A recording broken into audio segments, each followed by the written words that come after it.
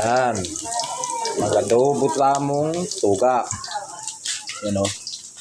Yan yung palaka kaninang nabignit ko. Mga kampay. Adobuhin natin ang tuyo. Mga kampay.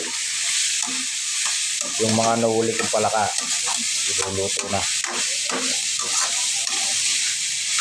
Adobo sa tuyo yan mga kampay. Sasangag muna sa sibuyas. Sali yan.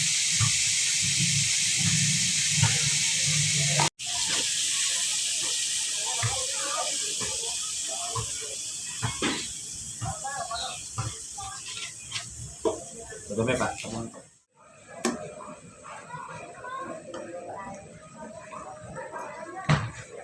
Uy, yan. Pakukulin lang natin mga kampay.